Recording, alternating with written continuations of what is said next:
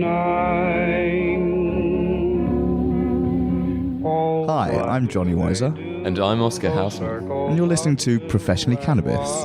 Oscar, what are we doing here? Well, what we do is we interview leaders in the cannabis industry, cannabosses, if you will, the people who make it happen, CEOs, founders, people with a lot of power in this biz, and we find out what makes them tick. Why are we doing this? Not because we got high, but because this is a massive industry going to be probably about 50 billion within 10 years, according to most estimates. That's like Senkos, Prohibition Partners. I think Deloitte has a similar number. Everyone says it's going to be big. So let's find out who the people are who are making it big. Now, dear listener, you've probably realised from our accents that we're from the UK. Yet, we're interviewing folks from North America, South America, and across Europe.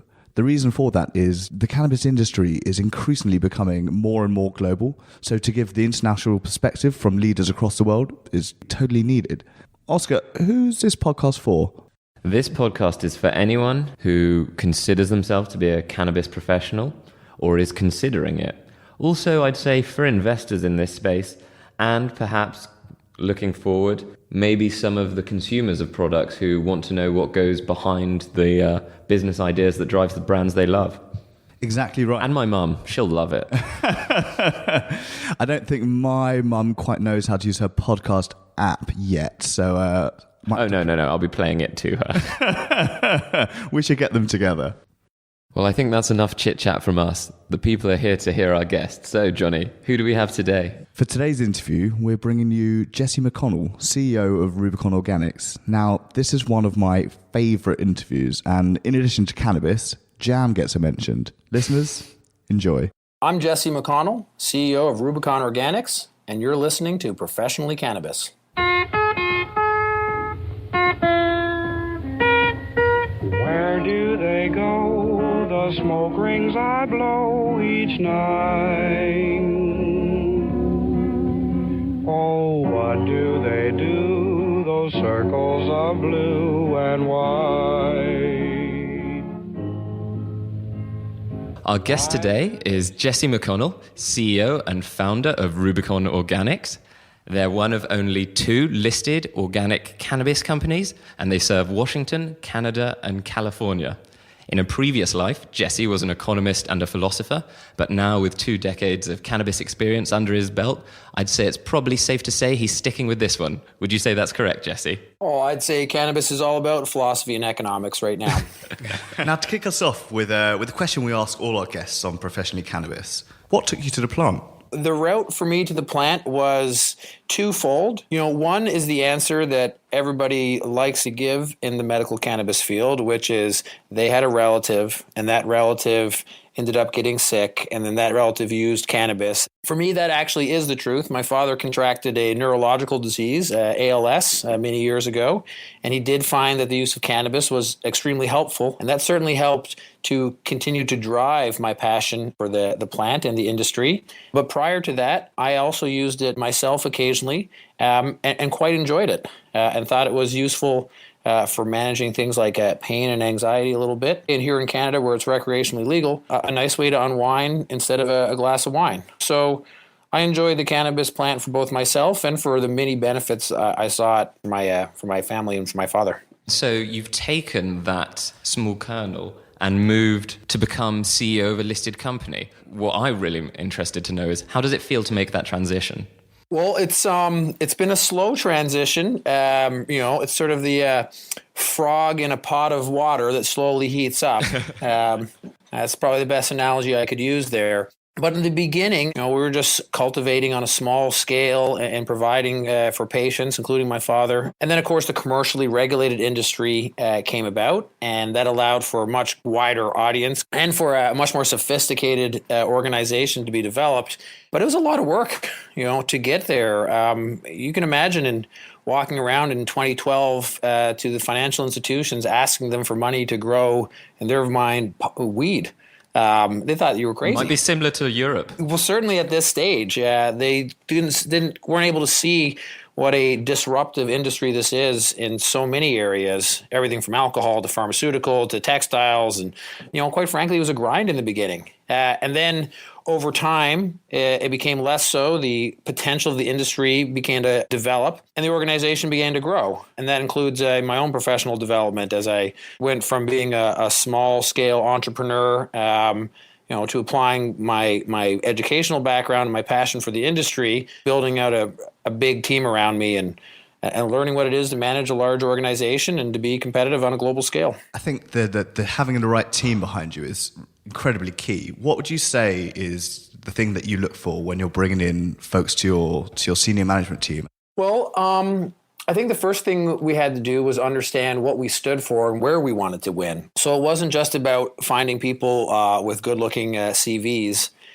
It was about making sure that we had people who were very professional, but not stuffy and boring. Because this is an industry where you have to manage a lot of risk and manage a lot of change. It's continually developing, right? So it's not something where we get to say, okay, well, this category needs to be managed in this sort of way. Therefore, a manager of a brand for Diageo, for instance, will fit perfectly in the hard spirits category. It's constantly evolving. So we needed people who could be flexible like that and could put in some really, really long hours.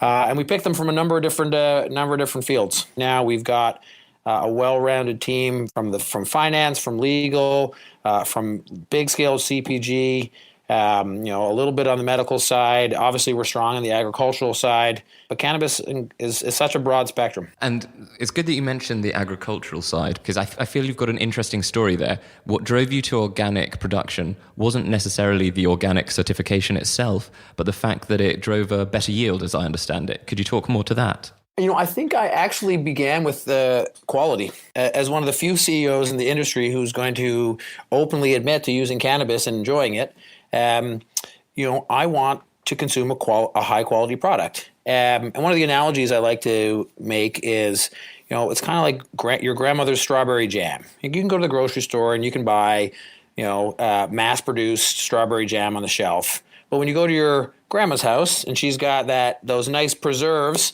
there, that's a different level of quality. And organic cannabis is the same way. When I then realized that we could do organic cannabis at that quality level and do it on scale, that's when I got really excited about it. And then we spent some time developing out that fertility program and being able to apply that on scale. We ended up, at the end of that, achieving yields that were as good or better than hydroponic. And so now we're in the unique position to be able to grow a very high quality plant and do that for less cost than you do conventionally. And that's not what you normally see in agricultural production. Are you still at 50 cents a gram? Because that's quite a headline figure. Well, we're working toward that. So that's really something that we still need to truly prove out to the marketplace. We're expecting to achieve that number in the next 12 months. Good to hear. So when we're talking about scale, I noticed the EU GMP certification. So obviously for us in Europe, that's very exciting because it suggests that you're looking to enter our market. Yeah, I have to be careful how I discuss that, but we're certainly very excited about the European marketplace. We see this as a global disruptive industry, and even setting aside the recreational component of that now. When you look at how CBD has captured the imagination of the wellness categories, we can't not be excited about a market as large as Europe. But what Europe is looking for is, I believe, different than what some of the North American markets are looking for. Europe, for better or worse, loves their regulation. So we believe that as it becomes evident that cannabis is really going to be embraced by Europe, that it's important to be GMP certified this year. I mean, it's still going to take a minute for Europe to develop, but it also takes a few years to really build the trust with the regulators, develop the channels into those marketplaces. So we want to start early to make sure that we are there and ready when the market begins to flourish. Do you have any particular countries or regions within Europe that you think is worth focusing attention as a company? Well, I mean, clearly the ones that actually have medical programs are the ones to begin with, starting with Germany. Of course, there's medical coverage there. I don't know what the current patient counts are, but it's certainly something that you see is going to be precipitous, as we've seen here in Canada.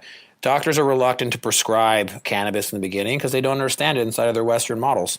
So it takes some time until that comfort level is reached and the doctors are educated to the point that they become comfortable prescribing it. But once that happens, we see kind of a wave of prescriptions and patients. So where we have focused our efforts initially is on Germany. And we believe that the Danish market actually is going to be a nice market there, that there's some strong life sciences companies working out of Denmark. And strong governmental encouragement as well, I believe. That's right. So it is about working with countries that have got strong regulation that are going to create the foundation for scale later. Obviously the UK is going to be a huge market, but all these will take time. Most important to establish some beachheads in the European Union, create the right facilities so that you're ready to scale as opposed to just running in and trying to scale right away. Absolutely. And I think on the regulators and education point, there's an interesting debate here about how should consumers and patients learn or understand cannabis, and where should that information come from? Companies, physicians, or regulators indeed? Well, you're asking somebody from the industry, so you can expect that my answer will be stronger on the industry side. But I think that, at the same time, what's really important here is that we have to encourage responsible cannabis use.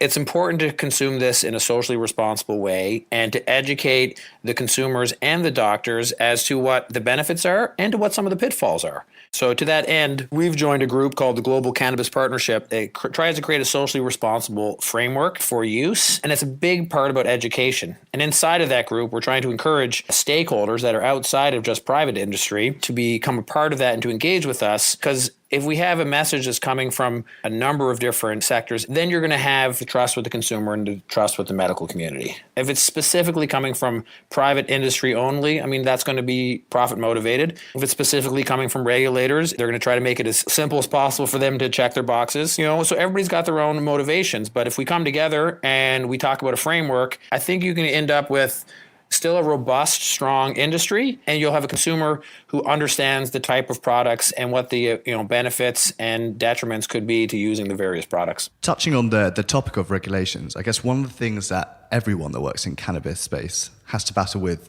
almost daily is the complexity and diversity of the nature of the regulatory landscape. How does that impact how you market your company and your products between regions? The regulations in cannabis are extremely intense. Anybody getting into this industry who isn't prepared to have a small army of people working on compliance and regulation will struggle. And I think that the industry, in a sense, is overregulated, but in another sense, this truly is a disruptive force, economically and societally. And from the point of view of government and regulations, they have to make sure that this is safe. They have to make sure that they are putting in place the right checks and balances. Well, at the same time, as it becomes better known and we become more educated on that, they're able to roll back some of those regulations. Yeah, well, I think many of us in this space feel that cannabis probably doesn't deserve to be as highly regulated as substances that have been shown to be much more harmful. But something I wanted to circle back to was your point on the disruptive nature of cannabis, because you mentioned it a couple of times. So I want to make sure we get your full futurist view on where the disruption is going to strike. It's going to strike across so many categories. I think it's actually unbelievable. We've already seen that happen in alcohol. And of course, major players have pointed to cannabis as a real threat to their market share. If I think of my college days, the way that we encounter alcohol certainly wasn't fully socially responsible.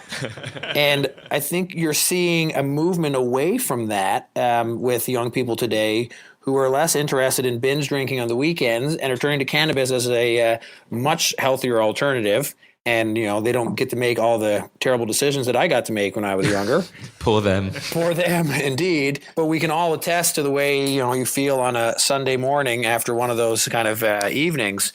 And you don't get any of those kind of issues with cannabis. So I do believe that's one place that will be extremely disruptive, is in that recreational component. And then, if we move into the wellness category, the same applies. And then we see it being applied more in the pharmaceutical category across, so many different illnesses and disease. When I was working in the old Canadian medical program, I had a patient who had terrible rheumatoid arthritis in his fingers. To the point that, he would have trouble opening his hands and being able to even grasp small objects. And so he would use cannabis. He would just make it into a topical, and he'd then put that lotion into a glove, and he could put his hand in the glove, and 30 minutes later, from having that lotion applied, he could pick up and you use pencils and do all kinds of things that he couldn't even come close to doing before. But because he had throughout the rest of his body, he'd also have to take very heavy doses of opioids, which meant he had almost no appetite. But when he was able to use cannabis as an alternative, his quality of life dramatically improved because he's not having kidney issues because of the opioids. He's not having the same nausea issues. He's able to, his appetite could return. So across those three categories, so you've got pharmaceutical, you've got wellness and CPG, and you've got, alcohol and recreational psychoactives that we use every day in our society. Now, those are just three major categories I can see cannabis becoming extremely disruptive. Good. And I can certainly say that I've seen the arthritic response from topicals, even in, I suppose you'd call them black market preparations in the UK from people I've spoken to anecdotally. So I'm looking forward to the point when they can actually get it at the pharmacist. I'm looking forward to selling it to the pharmacist so you can come pick it up. So let's talk about more your products, because I think, do you lead with the 1964 brand that's more in the recreational space, lovely artist branding, that sort of vibe? But do you do medical as well, or have ambitions, especially in Europe? I don't think we bring a recreational brand to Europe. A lot of the form factors will translate between recreational and wellness, all right? So if you're using a vape for anxiety, there's no reason you couldn't be using that vape for recreational as well. So you have a lot of the same products, the same innovation, but applying to different segments. We do a host of different products in that area, but when we come into Europe, it's going to be less focused on a flower product, which we do find to be more of the recreational consumer who really appreciates spending that extra margin on a high quality flower product. An example could be wine here. I've got many friends who are happy to spend $12 on a bottle of wine. Then I have other friends who spend $30, $40 on a bottle of wine, and they really enjoy their wine. And we believe that is the same way with the cannabis consumer. And you'll see that quality of flower is really important to the consumers who really appreciate that. And then there's a number of consumers who, not they don't appreciate that, it's just not as important to them. So they're happy to take a lower grade at a lower price point, which to them still satisfies their same, need-based states.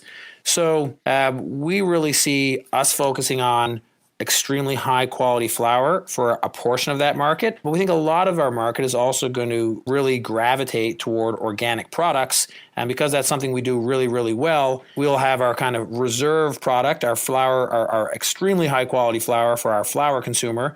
And then our really darn good quality flower, which I still think will be better than 95% of what's out there, will be used for more of our value add products. And let's talk about what's out there, because I assume you predominantly enjoy Rubicon products, but are there any competitors out there who you think are doing good things, smart things, producing stuff that you also really enjoy?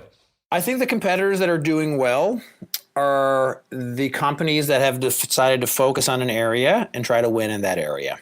And in Canada, there's been a lot of hype, and that hype is dying down. And now companies need to deliver on the promises that they've made to the industry and to their shareholders. And a lot of them now are suddenly learning that it's actually quite hard to grow high quality cannabis on scale. So you have companies who've promised everything from the highest quality flower to the best oil to we're going to make dog food and we're going to make the highest quality flower, the Bordeaux of cannabis. And I'm just trying to think of another company that sells Bordeaux and also sells dog food.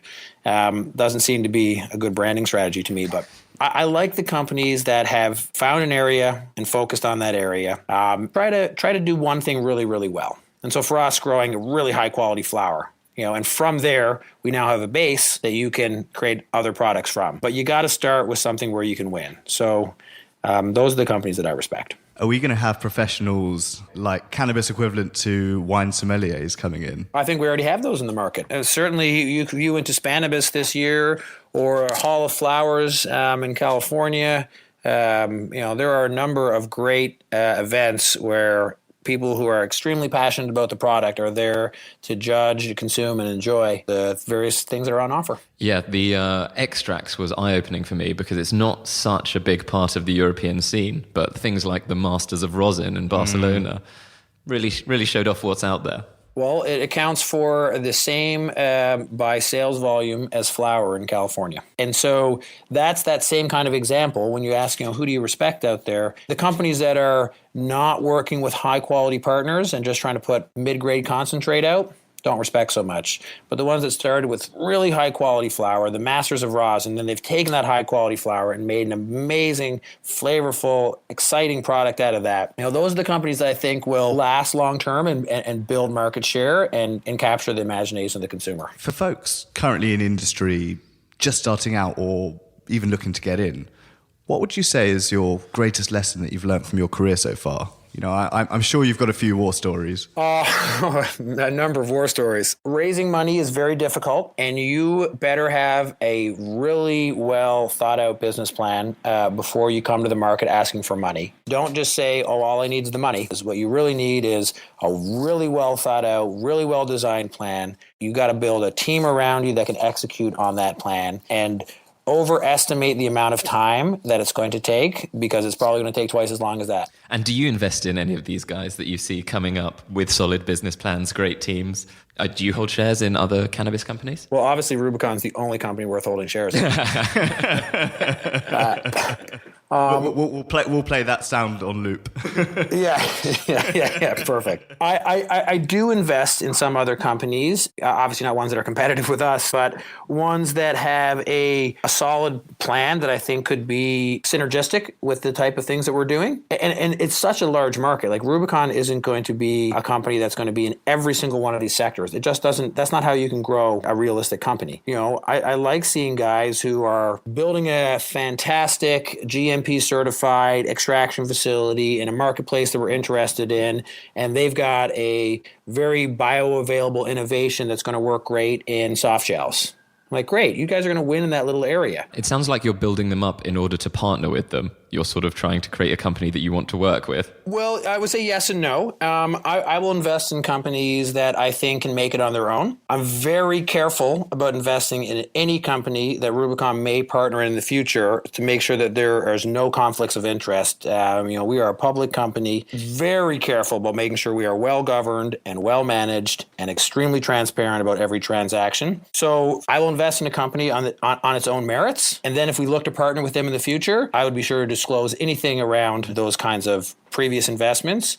But there is something to be said for some risk capital in a small facility to see if they can move the ball forward, so to speak, that could later become a good partner. Are there any companies in Europe that you see that are particularly exciting? There are a couple of companies in Europe that I do like, but I don't think it would be appropriate for me to share those right now, given the fact that Rubicon, may end up working with them, and that none of that's public right now. Well, if you want to invite them to be on the podcast completely independently, that would always be okay as well. Well, I'm happy once those disclosures are out there. I just came back from a whirlwind trip of Europe, and there are some good companies over there. It's a different environment, I think, than what we've seen here in Canada. The companies that I've had the opportunity to meet with, the majority of them were quite professional, and they were operators. They're focused on building long-term sustainable businesses, working with partners that can help accelerate their learning curve and steepen their learning curve, but they aren't playing the hype machine game played over here in Canada, where there are great operators here in Canada for sure. But there's a number of companies that are essentially corporate marketing companies that drive their share price on that basis, but there's not a lot of substance behind them. So I really enjoyed my European experience, because you're finding people who want to build real businesses and want to affect real change, and they're not just in it for the money. So I really enjoyed that. Did you notice any other differences between European companies and Canadian ones? What's the cannabis professional experience like, and how does it differ? Well, the cannabis professional experience is that there's no legacy operators over there. We did meet one or two cannabis legacy operators, and I think it's fair to say I won't be partnering with those guys. What the way that it's developed in Canada had been, only a few legacy operators were able to make the transition to a new marketplace. And in any frenzied bubble environment, the majority of the operators in the space, you can imagine, are the kind of snake oil salesman type guys, because they see an opportunity where you can sell air. Europe isn't experiencing that frenzy. There's still a lot of hype for good reason that the market's going to be quite large, but the ability to be a bit of a shyster, a bit of a huckster, is no longer really available. a lot of the individuals I met were ex-MBA, coming out of logistics or coming out of legal, a lot of pharmaceutical guys who are looking to get into the space, ex-corporate guys looking to become entrepreneurs, and those are some really good professionals. Yeah, and I think that opens up an interesting question on European cannabis operators, because we see a big divide between legacy operators who generally have ponytails and beards and a lot of love for the plant, and newer corporate guys who maybe have come around to it because of the economics rather than a deep love for it. Now that creates some debate here. What would you say the skew is of experience that you need to run a successful company? Well, I mean, I don't think you need to have a deep love for the plant, but I think you have to have a deep love for entrepreneurship and business. And the people who are going to be successful are going to be the teams who really want to deliver something to the consumer, right? They genuinely want to build real businesses. I think that the legacy experience in Europe will have some importance, but it'll have less because cannabis professionals now can tap into the fact that there's been a legal marketplace for the last 3 to 5 years, depending on the country. My 20 years experience was particularly valuable because I just fundamentally understand the industry in the plant, and I've got relationships, obviously, that go back quite far. As the industry has developed, I now have professionals on my team who've been with me for a few years. That talent is now out there more, so you're able to go find that in a different way. You're not as reliant on a legacy grower as you were, say, 5 years ago. When it comes to Europe, how important is it that for many of our operators, they've had previous experience within the Canadian market? I don't think it's a necessity that the European operators have Canadian experience, but one of the things that the Canadian experience offers is we've had a number of years to work through these regulations. And I can tell you that if you asked me 4 years ago what my business would look like, it wouldn't have been what it looks like today. There's so many lessons to learn. It's a very complicated industry. So if you can have the advantage of working with a Canadian licensed producer, you're going to accelerate your business tremendously. How do you differentiate the Canadian experience from, say, the American experience? Well, the Canadian experience fits into the European experience much better than the American experience. But that's largely, I think, because our societies are not terribly different. We are a fairly regulated society over here. We really focus on consumer safety. There's a lot of bureaucracy for better or for worse, but that regulation mirrors the European experience. The American experience is much different. It's a marketing-heavy, capitalist-focused experience, which allows them to move quickly, and they have some advantages on that. But the regulations and the oversight is very weak. In fact, I think when my European colleagues go to some of the U.S. operations, they are appalled by what they see and what the Americans are allowed to get away with. The Americans are not used to working in those kind of strictly regulated environments. They will tell you that they are, but what is required is a much, much lower bar than what the Canadian experience is. And talking of experiences, you guys produce super high quality organic plant. What gives you the edge over everyone else in the market? Well, we spoke about it earlier that organic product is something that stands out and differentiates itself. And, I don't need to tell you about cannabis and why that differentiates in cannabis. You just need to look at, your grocery aisle and the extent to which the organic sector has moved across, every piece of produce that you can imagine.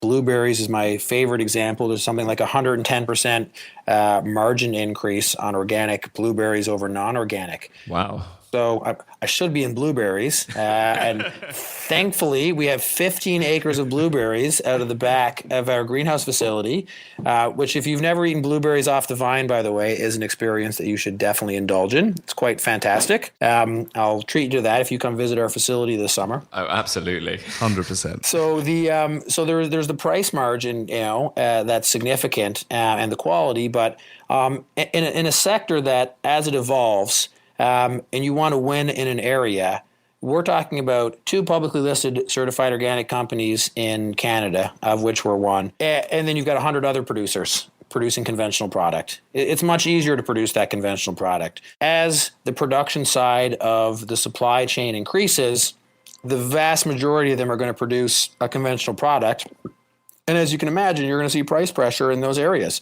So, we want to focus on what we think, first of all, is a higher quality product. Secondly, is has significantly higher margins. And thirdly, isn't going to have the same level of competition in that space, because doing certified organic production at scale is difficult to do. So I think for all those reasons, the organic space is going to thrive, and those that are focused on that are going to have a better go than those that are not. Interesting. So what is it that makes producing organic at scale such a barrier to entry? I mean, I've got a layman's understanding, but I'd like to hear it from a pro. Well, there's a couple of things. A lot of the hygiene practices are some differences in organic, because we just don't get to use any of the nasty chemicals, which means that we've got to be stricter with our hygiene. We've got to have stricter quality standards. But one of the biggest things is creating a cultivation system, and by that I mean things like soils and fertilizers, that are able to drive the growth in the plant at the same rates as you can do hydroponically. I guess a good way to think about that would be, if you're trying to put on muscle mass, one way to do that is to eat lots of good grass-fed organic beef, and another way to do that is to jab a needle in your arm and pump yourself up full of steroids. Both are effective. Steroids might be a little more effective, but there's a number of downsides to doing that as well. Less tasty. Well, certainly less tasty. When you're just pouring hydroponic salt-based fertilizers over the raw roots, it's an effective way to grow a plant, but it lacks a lot of the nuances that make that create that quality, right? So I'll give you that one more example. Back to your grandmother's strawberry jam. So you go into the backyard, and she's got a lovely strawberry bush there, and she can grow a nice little organic plant down there. No problem. She'll do a great job. When you need to scale that, you've got to start finding a lot of raw material input to provide the levels of nutrition that you need for the amount of product that we're growing. So we have a facility on the Sunshine Coast here in British Columbia, where we source a lot of our fertilizer products from.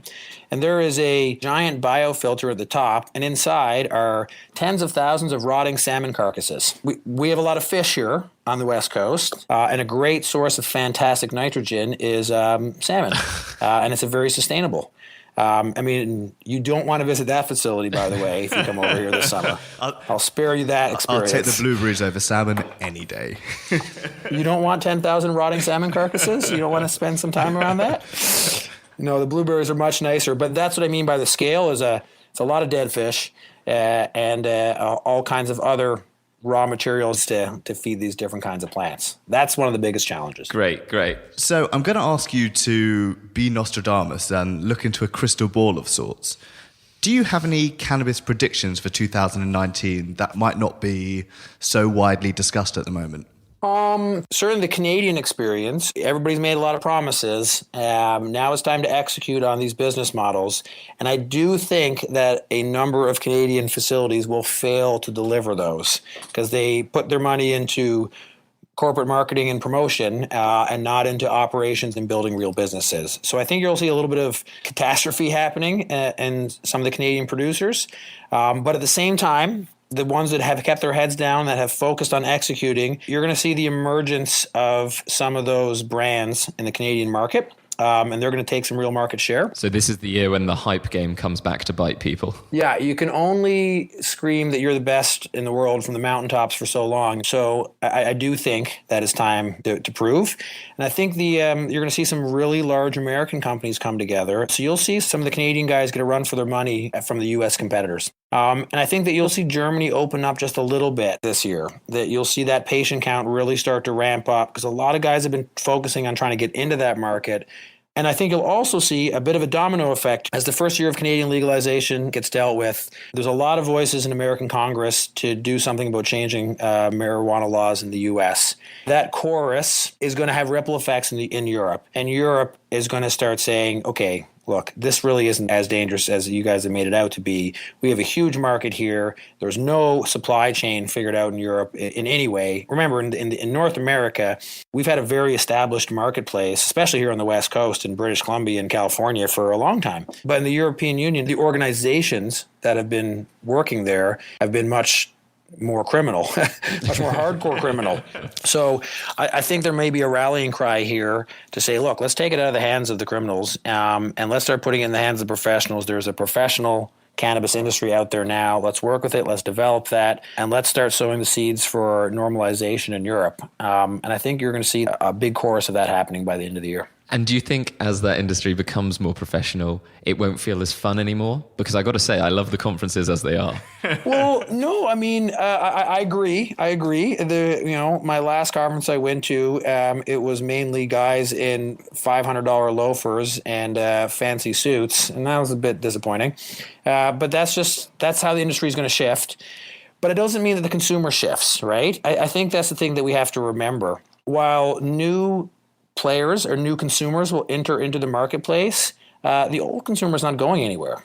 They've been enjoying this product their whole lives. And so it can still be a hell of a lot of fun. But when it gets into that really, really global dominated supply chain, and we're 15 years down the road and it's a very mature marketplace, I think I'll be ready to take my exit then. Quick thing for our audience, Jesse. What's the one product from your line, strain, anything like that they should try? I'm old school. I'm a flower guy, and we have an organic Blue Dream that we have been breeding over the last 5 or 6 years that is truly out of this world. Awesome. Well, we'll make sure to recommend that and also your grandma's strawberry jam. Thanks for being on the show, Jesse. Oh, it's been a real pleasure, guys. Really excited to have the opportunity to speak with you, and look forward to giving you an update in the months to come. Take care, Jesse. Thanks a lot. You. Take care. Thank you. Cheers. Bye-bye. Where do they go, the smoke rings I blow each night? Oh, what do they do, those circles of blue and white? Well, we hope you enjoyed that. And if you did, remember to like and subscribe or leave a review. And join us next week when we'll be interviewing one of the largest fund managers of a cannabis fund in Europe. Did I say fund enough there, Johnny? I'll see if I can match it in next week's outro. Anyway, that's enough from us. Until next week's Professionally Cannabis, have a great week.